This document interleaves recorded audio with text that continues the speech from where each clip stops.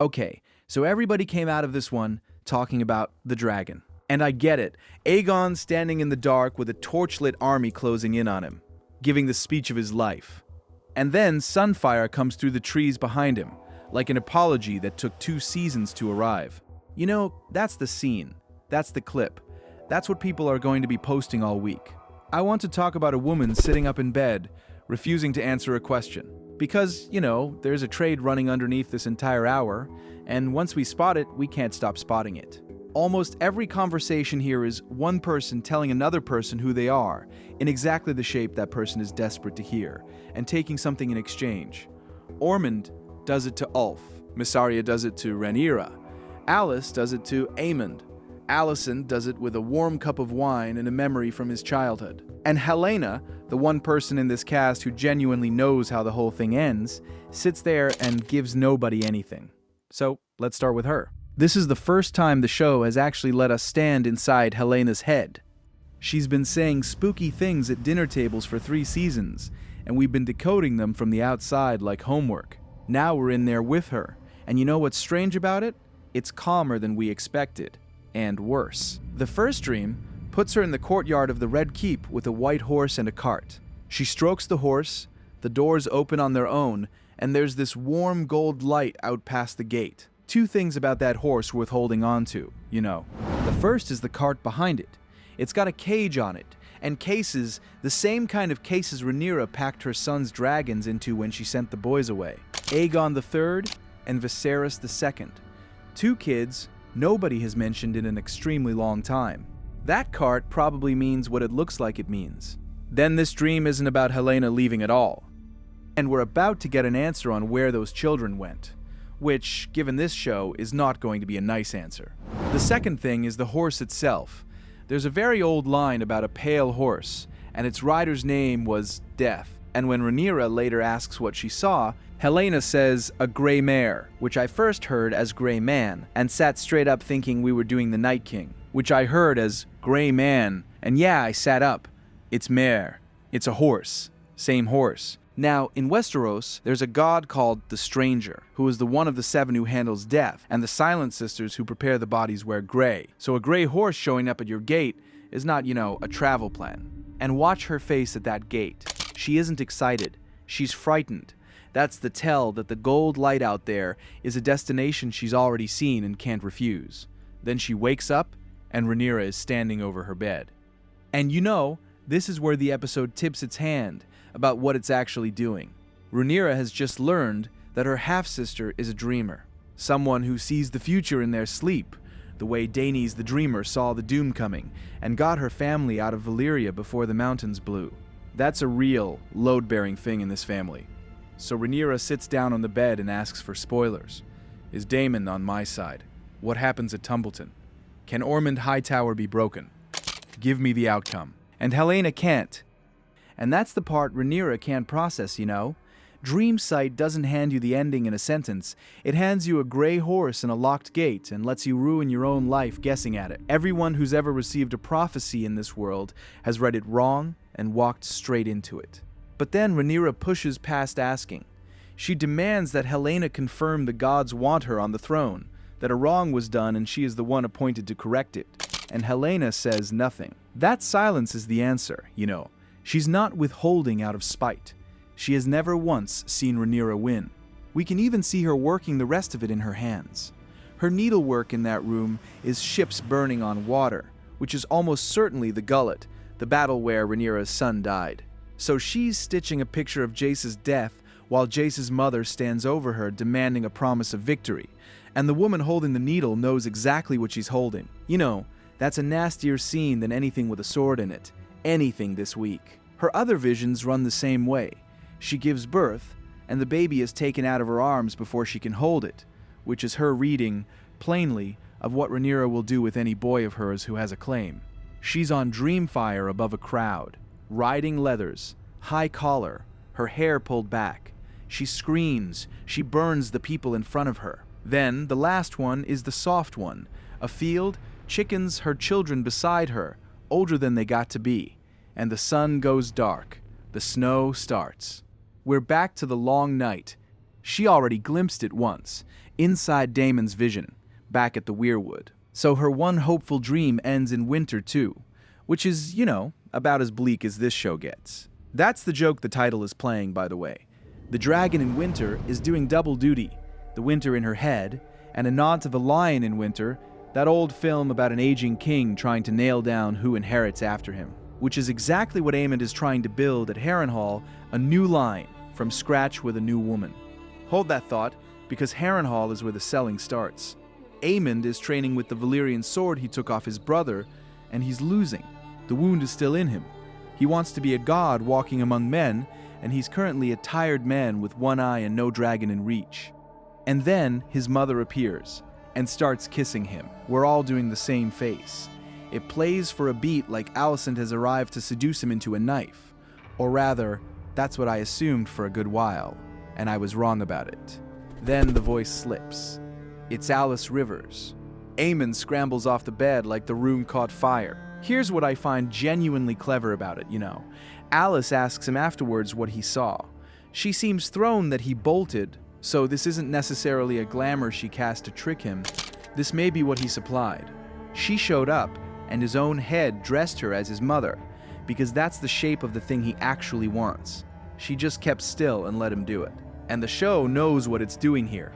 Aemond used to visit a brothel and pay for a woman who was, functionally, a stand-in for Alicent. Even the name Alys is one letter's worth of distance from Alicent, and Daemon had his own version of this dream in this same castle last season.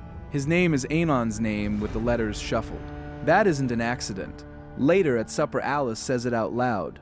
You Targaryen boys all want the same thing. She's not being cute. She's telling us the diagnosis. So what does she get for it? A son, She says so directly. In this moment, I will give you a son. That's the price. And he pays it without noticing there's a bill.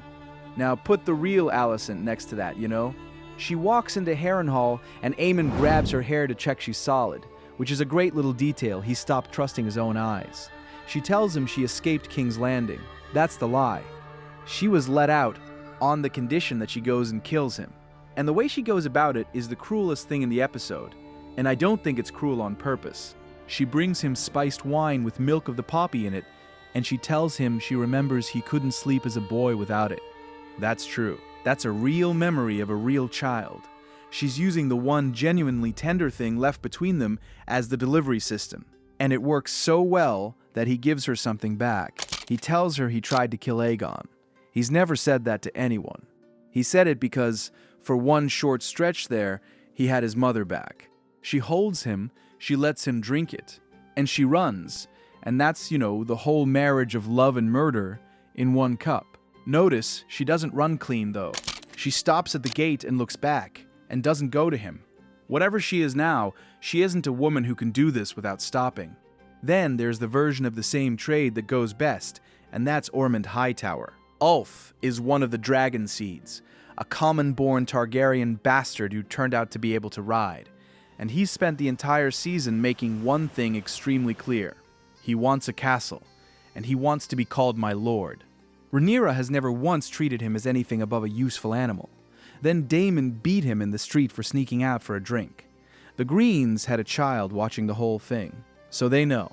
So Ormund pours him a cold ale and calls it what Ulf wishes it was, an intolerable insult to a man of your stature.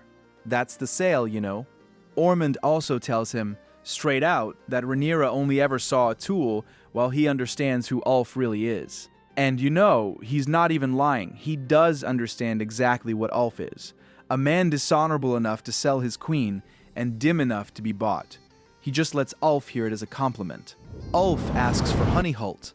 That's House Beesbury's seat, and it's a pointed ask. Lord Beesbury was the old man on the small council who spoke up for Rhaenyra. Criston Cole killed him for it. Ormund doesn't haggle. He goes bigger. Have Driftmark instead, Lord of the Tides, which he can offer because he intends to have Corlys Velaryon dead and both of Corlys' sons unlegitimized, leaving the seat empty. Whether he means to honor a word of it, I doubt. But right now, it lands, and Ulf smiles and says, "They'll burn." And we spent this whole season laughing at Ulf. That smile is the show reminding us that a fool with a dragon is still a man with a dragon. And then there's Mysaria. She's on both ends of it in one episode. That's the best structural idea in the hour. She brings in Sylvie, who runs a brothel and once brought a petition to the queen about the small folk starving. Mysaria's offer is decent, honestly. The queen won't hear petitions anymore, so bring them to me and I'll pick the moment and put them in her ear. Not a bad workaround. Sylvie doesn't take it, you know. She tells Mysaria she's changed. She asks what power she actually holds, and she leaves her with a line that clearly gets in under the ribs. In the halls of the highborn, a whore is always a whore. And Mysaria goes upstairs and does the thing she was just accused of. Rhaenyra is spiraling. She's burned the skull Daemon gave her, because she now knows he lied to her about the rider. She's had a small council that's basically a family dinner going badly, Manderly openly clocking that he was made the scapegoat for the missing treasury. Sabbath the Frey still asking about Harrenhal she was promised, half the seats empty. And she asks Mysaria a question that only comes out of somebody with nothing left. Do you think I'm worthy? Watch what Mysaria does with it. She defends herself first. Have I ever counseled you toward anything Viserys wouldn't have done? And Rhaenyra's comeback is the real wound of the season. And giving myself to his vision, what have I reaped? Peace didn't come. Gratitude didn't come. Following her father has produced nothing anyone wants. And then Mysaria takes her hand, you know. And I want to flag that, because touch in this season has been a scoreboard. Alicent reached for Rhaenyra and got told to remove her hand. Daemon reached for her face and got told it was too late. She keeps everyone at arm's length, but she can grab whoever she likes, and she does. She grabs Helena's arm to force an answer. That is precisely, physically, the same grab Aemond used on her when he was trying to force her into the war. Same woman, same arm, different sibling. So when Mysaria takes her hand and she lets it happen, that's the door opening. And then Mysaria uses her name, not your grace, Rhaenyra. You can see her eyes change, because for 1 second somebody is treating her as a person instead of an office. Then they kiss, and Mysaria is, you know, very clearly the one steering. And you know, I don't think that's fake exactly. These two have been circling each other since last season. But the sequencing matters. She was told an hour ago that she'll never be more than a whore to these people. Then she went and used the only leverage anyone has ever let her have. That's 5 conversations, 5 people getting told who they are by someone who needs something, and every single one closing the sale. Which brings us to the argument the episode is actually having with itself. Helaena says something in that bedroom scene that I keep turning over, you know. She says when she's with Dreamfire it's too much. And she puts forward the idea that dragons alter us in some way, and that this is why Viserys let it go. Viserys did claim a dragon, Balerion, the Black Dread, the enormous one Aegon the Conqueror rode. His skull sits in the cellars now, and Viserys rode him basically once. The dragon was ancient by then and died about a year later, and Viserys never took another. Helena's reading is generous here, you know. He didn't want to be changed, so he stepped back. That's a kinder view of Viserys than Rhaenyra has ever managed, and it might be flattering him. You could just as easily say his one dragon happened to die of old age, and no other came along. But then she turns it around and puts it to Rhaenyra directly. You have many dragons now. Have you not changed? Here's where I'd push back on Helaena. The episode wants us to. Rhaenyra has been a dragon rider since she was a girl. She flew Cyrax for years. It made her free. It made her happy. It didn't make her cruel. What changed is what the dragon is for. It used to be the sky. Now it's a weapon that flattens towns, and it comes attached to a throne she has to keep. So my read is that the dragon isn't doing this to her. Power is doing this to her. The dragon is just what it looks like in this family, and Rhaenyra's own defense gives the game away. She says she doesn't want to be that person, which is almost word for word how she answered Alicent when Alicent warned her the crown would remake her. She wants unlimited power, and she wants to stay herself. And the show has been patiently demonstrating for 3 seasons that you have to pick. There's a counter case sitting right next to it though, and it's the smartest thing about putting Helaena and Rhaenyra in the same frame. Rhaenyra spent her whole life desperate for a dragon. Helaena has one, and she refuses to go near it. 2 women, opposite ends, and the one who refuses is the one who's kept her decency. And then there's Daemon in the Vale, you know, which reads differently once you're holding this idea. He flies to the Eyrie and walks straight up to the moon door. That's the hole in the floor they throw people out of. He stands on the lip like it isn't there. He's not thinking about the drop because he's terrified about his daughter.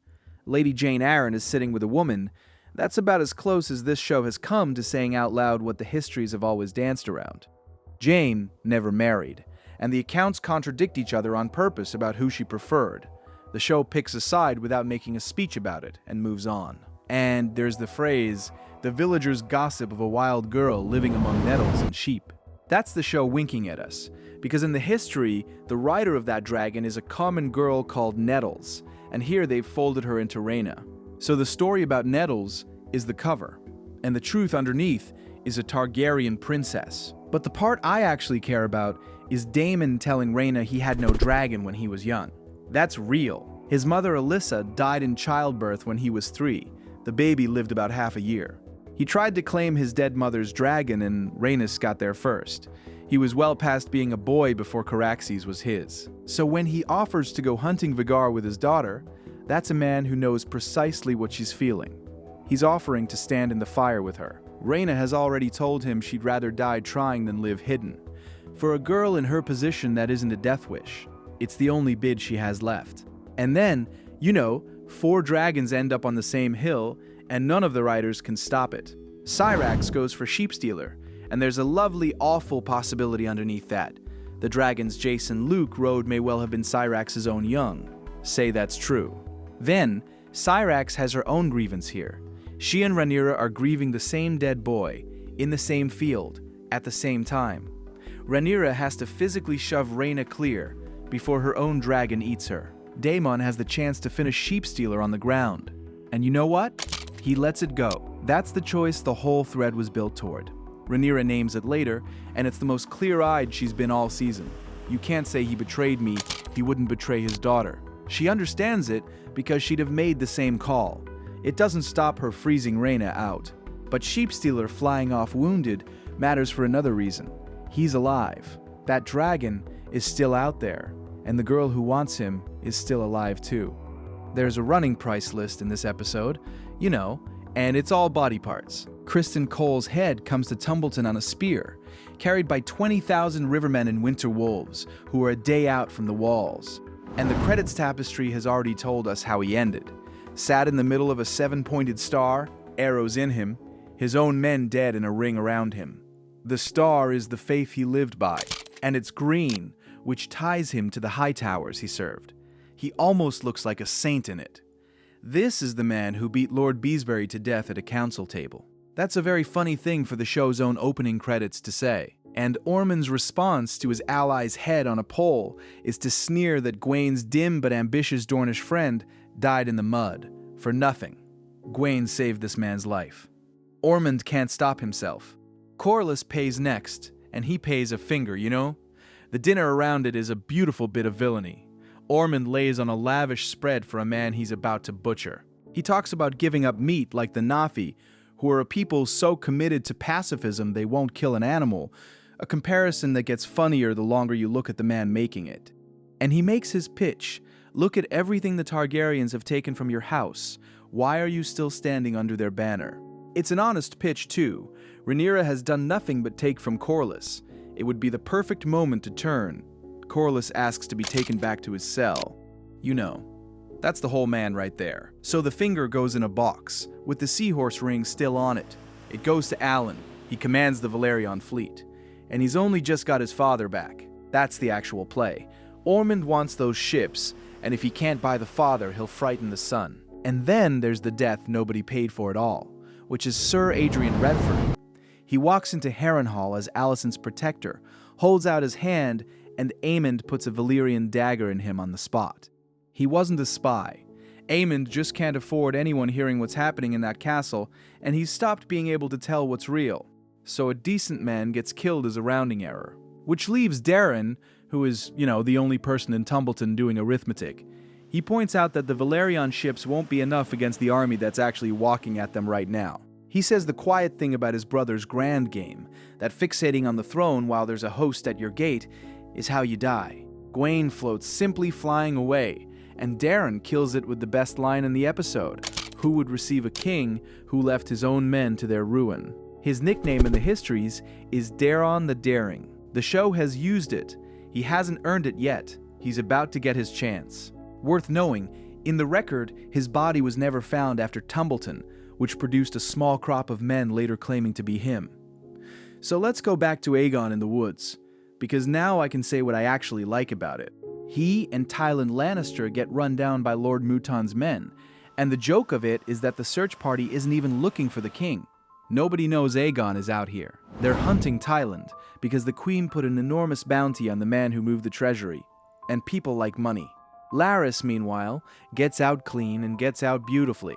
He suggests Tywin do the noble thing and surrender himself.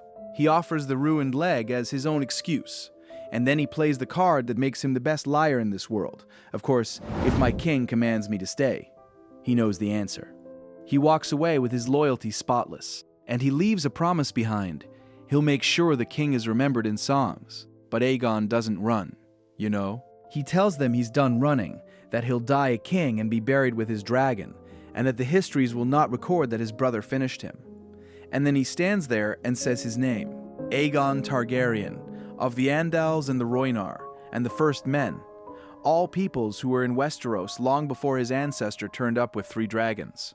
And this is the one moment in the whole episode where somebody declares who they are and isn't selling it to anybody. There's no counterparty.